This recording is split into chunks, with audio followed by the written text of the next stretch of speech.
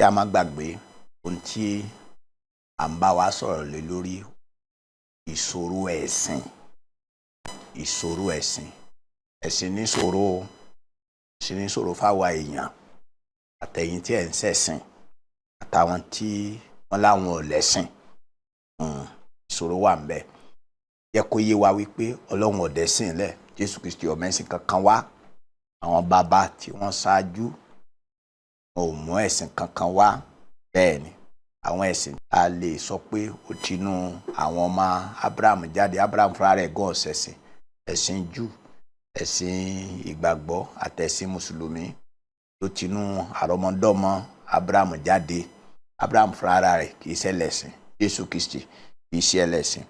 Kí ó lè yé yín wípé Ọlọ́run ò nínú dídùn sí ẹ̀sìn, ẹ jẹ́ n tún ka ìwé mímọ́ fún yín lónìí. Màá ka ìwé Àìsáyà àti àwọn wòlíì májẹ̀mú láéláé àti àwọn àpọ́stélì inú májẹ̀mú titun ni wọ́n kọjú ọ̀rọ̀ sí ẹ̀sìn. Bẹ́ẹ̀ ni gbogbo ẹni tí Ọlọ́run bá rán níṣẹ́ ni ó jẹ́ kó yé yín wípé kò sí tó wà ní ẹ̀sìn ju régbè lọ. Bẹ́ẹ̀ ni kò sí oore kan tí ẹ̀sìn ó ṣe fún ẹnikẹ́ni ju ibi lọ. Ó bá yá máa sọ àwọn ewu tó wà ńbẹ̀, ṣùgbọ́n ẹ jẹ́ ká máa wo orísun ẹ̀sìn ni àfihàn wa pé Ọlọ́run ò lè pilẹ̀ nǹkan kó máa bàjá, ó sì kọjú ọ̀rọ̀ sí. Ìwé Àìsáyà orí 1 jẹ́ n ka ẹsẹ̀ 11 sí ẹsẹ̀ 16. Olúwa ní kí ni gbogbo ẹbọ yín já mọ́ fún mi. Àwọn ọmọ Ísírẹ́lì ló ń bá sọ̀rọ̀ yẹn o, àwọn ló ní ẹ̀sìn Júdà o. Ẹ̀sìn Judaism àwọn náà ní o. Kí gbogbo ẹbọ yín já mọ́ fún mi. Àgbò tí ẹ fi ń rú ẹbọ sísun sí mi ti tó gẹ́ẹ́. Bẹ́ẹ̀ náà sì ni ọ̀rá ẹran àbọ́pa n kò nínú dídùn sí ẹ̀jẹ̀ màálùú tàbí ti ọ̀dọ́ àgùntàn tàbí ti òbúkọ. Nígbà tí ẹ bá wá jọ́sìn iwájú mi, ta ló bẹ̀ yín ní gbogbo gìrìgìrì lásán tí ẹ̀ ń dà nínú àgbàlá mi? Ẹ má mú ẹbọ asán wá fún mi mọ́. Ohun ìríra ní tùràrí jẹ́ fún mi. Ṣé ẹ gbọ́ ẹ̀yin onítùràrí? Ó ní ohun ìríra ló jẹ́ fún mi. Àjọ̀dún ìbẹ̀rẹ̀ oṣù tuntun, àwọn onírúurú àjọ̀dún, ọjọ́ ìsinmi àti pípé àpéjọ ara mi kò gbà á. Ẹ̀ṣẹ̀ tí ẹ̀ ń dàpọ̀ mọ́ ẹ̀sìn mọ́ n ò fẹ́. Nínú ọkàn mi mo kórìíra àwọn àjọ̀dún oṣù tuntun yín àti àwọn àjọ̀dún pàtàkì yín. Wọ́n ti di ẹrù wíwo fún mi, n kò lè gbà á mọ́. Ó sú mi. Ọlọ́run ní sọ̀rọ̀ bẹ́ẹ̀ o. Ó ló sú òun. Ọlọ́run lòun ò fẹ́ sìn. Ọlọ́run lòun ò fẹ́ sìn. Ọlọ́run náà là ń sìn. Ọlọ́run náà là ń sìn. Ọlọ́run lòun ò fẹ́ sìn. Ọlọ́run lòun ò fẹ́ sìn. Ewu ni àwọn tá a sì kálẹ̀ yẹn. Ẹrù ìwo ni wọ́n bá ní kó mú màlúù wá tán ní ọ̀rọ̀ rẹ̀ àgbò lọ́gbà. Tí wọ́n bọ́ dífá rẹ̀ tàbí tí wọ́n bọ́ ríran rẹ̀ tàbí tí wọ́n ṣàṣe wọ́n ṣe tí wọ́n ṣe inú ẹ̀sìn wọn. Wọ́n fi sọ fún wọn pé ó máa ń tí ọ̀rọ̀ ṣẹlẹ̀. Wọ́n gan tó yẹ pé ó rí jẹ́ abániwọ́nà bá àrídá làwọn ẹlẹ́sìn abóníṣẹ́yàn kan. Ó ní Ọlọ́run lòun ò fẹ́ ẹ̀sìn. Ọlọ́run lòun ò fẹ́ ẹ̀sìn. Ó kọjú ọ̀rọ̀ sí. Ó kọjú ọ̀rọ̀ sí. Ó kọjú ọ̀rọ̀ sí. Jẹ́ n tún ka Míkà orí 6. Gbọ́ jẹ́ ká kà. Wòlíì kan tún nìyẹn. Ọlọ́run tó tẹnu ẹ̀ sọ̀rọ̀. Bí mo ti ń sọ̀rọ̀ yẹn ni mo gbọ́ pé kí n ka Míkà fún yín. Yá lórí Míkà orí 6 ẹsẹ̀ 6. Ó ní kí ni n ó mú wá f'Olúwa tí n ó fi rẹ ara mi sílẹ̀ níwájú Ọlọ́run ẹni gíga. Ṣé kí n wá síwájú rẹ̀ pẹ̀lú ẹbọ sísun ni tàbí pẹ̀lú ọ̀dọ́ màálù ọlọ́dún kan? Ǹjẹ́ inú Olúwa yóò dùn bí mo bá mú ẹgbẹgbẹ̀rún àgùntàn wá pẹ̀lú ẹgbẹgbàárún garawa òróró ólífì? Wọ́n bá ní o mú yẹn wá, sóò ti dá gbèsè. Ṣé kí n fi àkọ́bí mi ṣètùtù fún ẹ̀ṣẹ̀ mi ni? Àwọn ẹ̀sìn kan máa ń gbọmọ lọ́wọ́ àwọn tó ń sìn wọ́n. Oró ni ẹ̀sìn máa ń dá ọmọ ènìyàn. Ṣé kí n fa àkọ́bí mi ṣètùtù fún ẹ̀ṣẹ̀ mi ni? Àní kí n fi ọmọ tí mo bí rúbọ fún ẹ̀ṣẹ̀ mi? Olúwa ní rárá. A ti fi ohun tó dára hàn ìwọ ọmọ èèyàn. Kí ni Olúwa fẹ́ kó o ṣe? Ju pé ó fẹ́ kó o jó lóòótọ́, kó o máa ṣàánú ènìyàn, kó o máa rìn nírẹ̀lẹ̀ pẹ̀lú Ọlọ́run. Ọlọ́run fẹ́ ká bá òun rìn ni. Ntọ́lọ́run wá kì í ṣe ẹ̀sìn. Ó fẹ́ ká bá òun rìn ni. Àjọṣepọ̀ ni Ọlọ́run fẹ́. láàrin èèyàn àti òun. Yá ka ọ̀rọ̀ àwọn àpọ́stélì, Iṣẹ́ àwọn àpọ́stélì orí 17 ní ẹsẹ̀ 22, Iṣẹ́ àwọn àpọ́stélì orí 17 ẹsẹ̀ 22, Iṣẹ́ àwọn àpọ́stélì orí 17 ẹsẹ̀ 22. Gbọ́ ọ̀rọ̀ Ọlọ́run. Pọ́ọ̀lù bá dìde dúró láàrin ìgbìmọ̀ tó wà ní òkè Areopago ní ẹ̀yin ará Áténì. Ó hàn lọ́tùn lósì sí ẹni tí ó bá wò ó pé ẹ kò fi ọ̀rọ̀ òrìṣà ṣeré. Ẹ̀dá bẹ́ẹ̀ ni mọ̀ pé ẹ jẹ́ lẹ́sìn.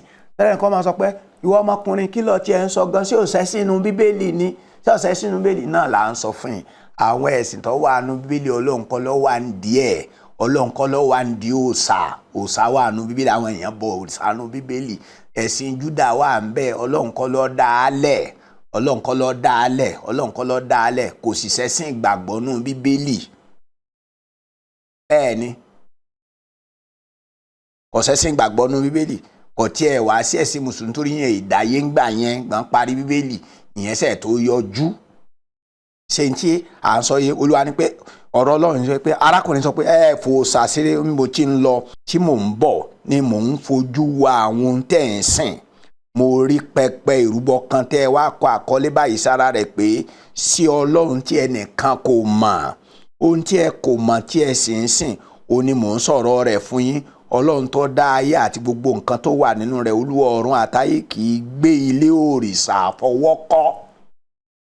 Ṣé gbọ́ báyìí? Àwọn àpọ́stélì náà kọjú oró sí òòṣà bíbọ.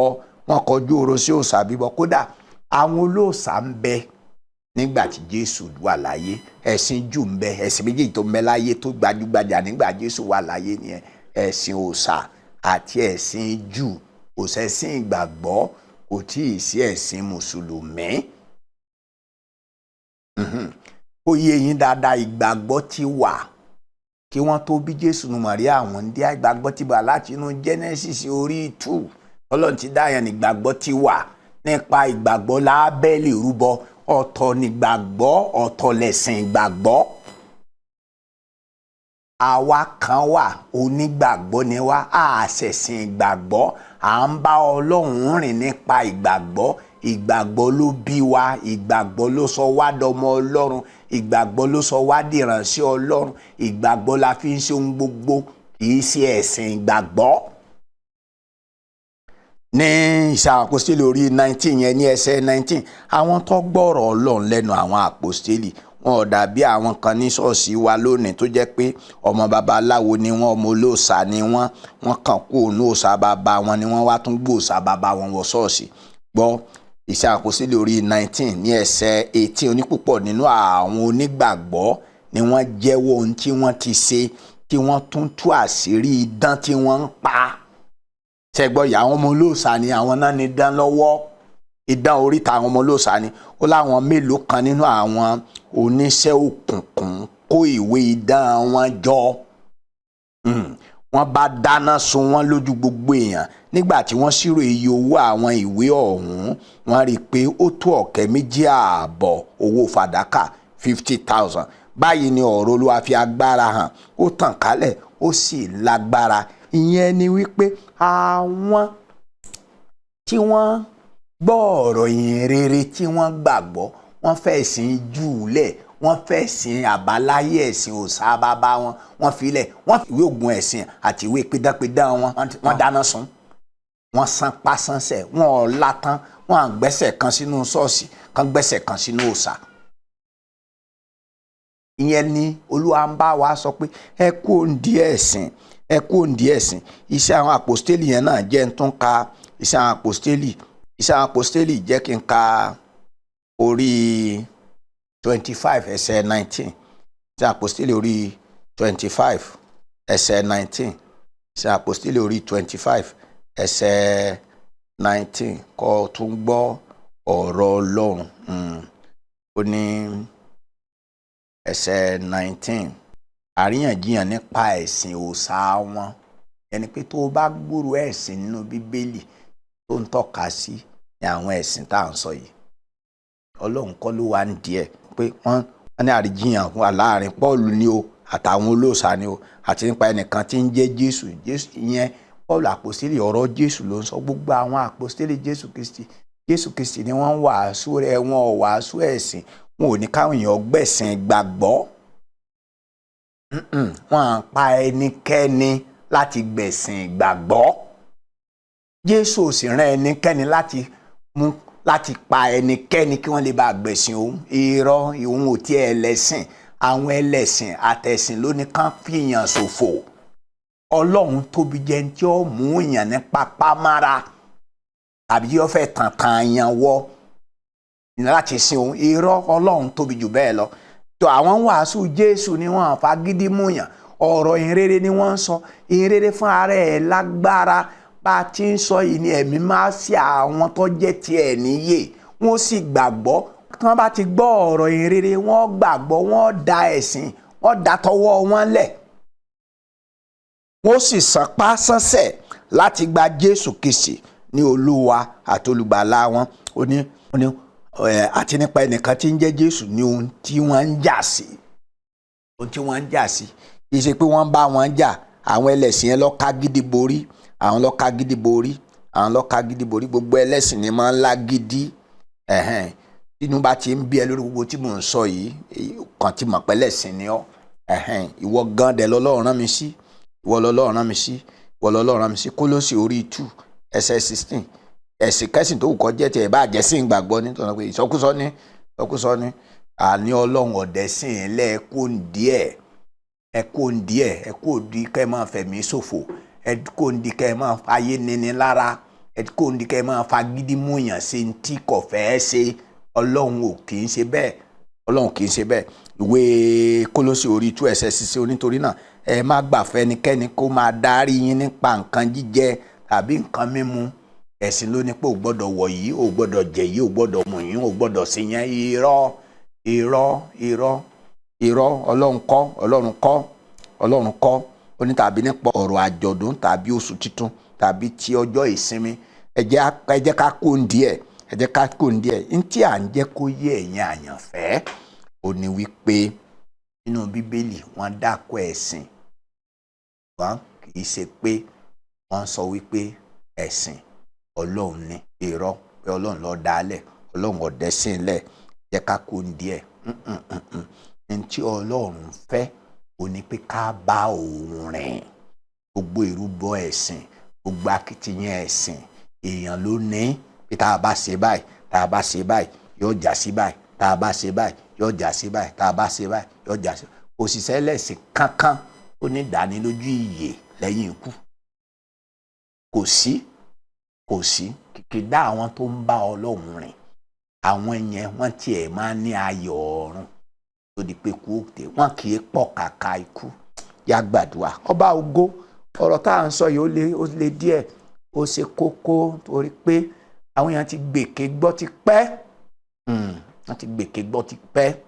Ayérayé bó ti wá wù kó rí. Ìtọ́ran wa náà làwọ̀ ṣe. Ìtọ́ran wa náà lásọ yìí o. Jẹ́ kó yóò yé àwọn èèyàn rẹ̀ táwọn ń dè lọ́wọ́ ẹ̀sìn. Kí òtítọ́ ìyè yé wọn. Jẹ́ kí wọ́n ṣe rere. Jésù Kristi Olúwa wa. Àmín.